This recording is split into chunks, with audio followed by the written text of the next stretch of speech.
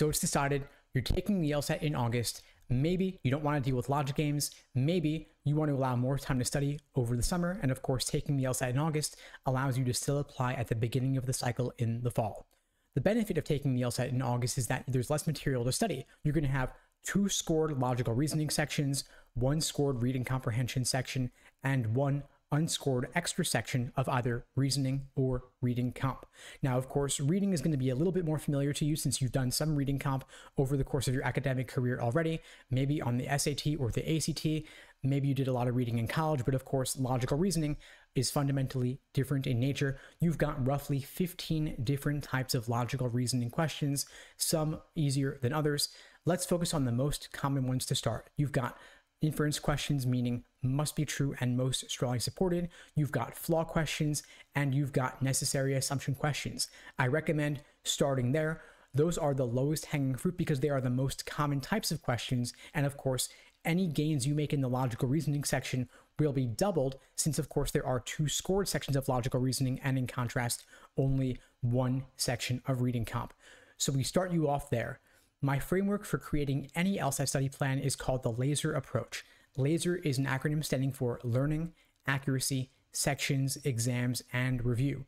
So we're starting with the learning phase, building a solid foundation, getting the fundamentals down in each type of logical reasoning question. Again, you've got inference, flaw, and necessary assumption as the most common types of logical reasoning question. You may want to read LSAT prep textbooks or watch course lesson videos. At LSAT Unplugged, we give you short bite-sized videos as a quick introduction so as not to overwhelm you. Then, once you have a solid understanding of the different question types and the proper perspective from which to view each, we move on from the learning phase to the accuracy phase. Accuracy involves drilling questions by type in isolation. So we'll have you do a bunch of necessary assumption questions in a row. We'll have you do a bunch of flaw questions in a row. We'll have you do a bunch of inference questions in a row. Then once you've done that, we'll move you on to the other types: strengthen, weaken, resolve the paradox, method of reasoning, parallel, and so on until you've covered all the different 15 types of logical reasoning questions. Of course, we can also cover reading comp as well, but I do recommend if you are new to the LSAT or you just want to say to yourself, hey, you know what? Logical reasoning is double the weight of reading comp. I'm going to focus more there. That's a reasonable approach as well. We'll start you off with the logical reasoning, then move you on to reading comp. Once you've gotten a solid foundation and you've drilled each type of question, we move you on to the third phase of the LASER approach, S for sections. You're doing full-length timed sections with the grab bag mix of different logical reasoning questions, for example, to work on your pacing and help you improve your ability to deal with all the different things they're throwing at you one by one. With standard timing, you've got 35 minutes per section, maybe more with accommodations, of course. And of course, there is a general order of difficulty in the logical reasoning section. So the first 10 questions, for example, you want to complete in roughly 10 to 12 minutes, letting you build up a time bank that you can then apply to the tougher questions later in the section.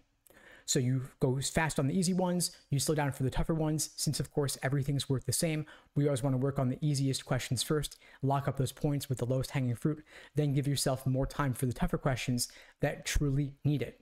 Now, one thing you should know is that the logical reasoning section is not going to fundamentally change for the August LSAT, but meaning that they're not going to add in some new bizarre question type. However, the proportions of questions in logical reasoning will shift. We've seen that LSAC has been adding in more questions involving formal logic, more questions involving numbers versus percentages, testing your ability to evaluate relative versus absolute values. And so this is likely in response to their removing the logic game section. They're now testing some of these concepts in the logical reasoning section more than they did in the past. So you may want to brush up on those particular types of questions involving formal logic, conditional statements, maybe some diagramming of those statements, dealing with your ability to parse out numerical relationships between different groups of different sizes. And so there are questions like this in previous exams, but there's going to be more of them likely in the LSAT going forward.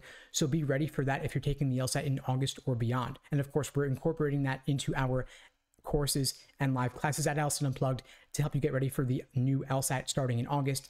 You can check out the links below the video to find out more and to book a call with me and my team. We'd be glad to help you out. Of course, there are a variety of ways we could support you. We have live online classes via Zoom, on-demand video courses, small group coaching, and one-on-one coaching, all of which are oriented around helping you get 170 or above on the new LSAT starting in August. We're still covering games for anybody taking the LSAT with the game section in June, but of course we're adding in more on logical reasoning for those taking August and beyond, especially considering the coming changes to the proportions of questions in the logical reasoning section. Now back to the laser approach.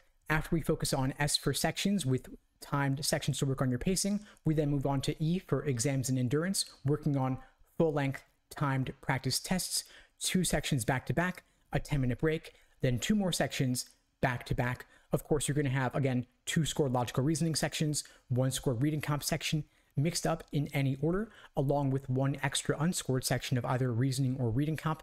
They're not going to tell you which one it is during the exam because, of course, they want you to give it your full effort. And so you could potentially have 2 scored logical reasonings, 1 scored reading comp, and 1 unscored reading comp as well. So 2 LRs, 2 reading comps, or you could have potentially 3 logical reasoning sections, 2 scored, 1 unscored, and then 1 reading comp section as well. And those sections can again be in any order, meaning you could potentially have 3 logical reasoning sections in a row and then 1 reading comp section either at the beginning prior to those or at the end after those. So when you're taking your timed practice tests, be ready for anything, any combination of sections they could throw at you in any order. And of course, you've got plenty of time to try out all the combinations, including your nightmare worst case scenarios over the next few months, so that whatever they throw at you on test day, you'll have already seen it before. Then finally, the last phase of the laser approach is R for review. I've developed a review framework called the Socratic Review Method, where we help you pinpoint exactly which tricks and traps you are prone to making on the LSAT, so of course you can avoid making them again. So in logical reasoning, for example, we'll help you figure out whether you're having trouble with the stimulus, meaning the argument paragraph, the question stem, or the answer choices, evaluating where you're making the mistakes in each of those areas. So of course, you extract the key takeaways and the lessons learned from the questions you're completing, from that review process, that dialogue that we engage in, to help you avoid making those same mistakes again. The idea here being that if your mistake is in the stimulus, you want to figure out where you went wrong in the stimulus. Maybe you were having trouble finding the conclusion when LSAT did not include a key indicator word to tell you this is the evidence, this is the conclusion. Maybe you had trouble parsing out conditional statements if LSAT was not including indicator words for necessary and sufficient conditions.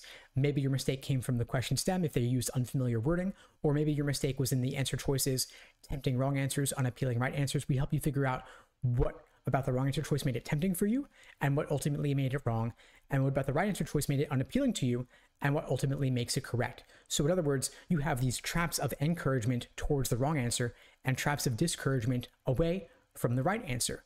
And the point of taking these practice tests, these full-length exams, is not simply to measure yourself.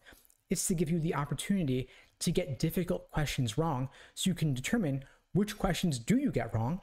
We can help you then figure out which key concepts you might be missing or what might be lacking in your approach so that you can course correct for the next practice test that you take. And each practice test you take will get better and better. Your scores will keep climbing and improving till ultimately you hit your highest possible score. You reach your fullest potential on the actual day of the LSAT itself. Now, if you'd like my help in crafting your personal study plan in the lead up to the August LSAT at LSAT Unplugged, we give you all of our students a personalized day-by-day plan covering exactly what you should be doing every single day over the course of your prep, which practice problems to complete, which videos on our platform to watch, when to do questions by type or timed sections, or full-length exams in the lead up to test day. If you'd like our help creating a personalized day-by-day study plan for you, you can again check out the links below the video to book a call with me and my team. We'd be glad to help you out. And if you found the video helpful, please do me a favor and share it with someone who needs to see it. I don't do any advertising for this channel. I rely only on word of mouth to help get the word out. And so you're spreading the word by sharing a link to this video really does make a difference. And in the meantime, I wish you all the best and take care.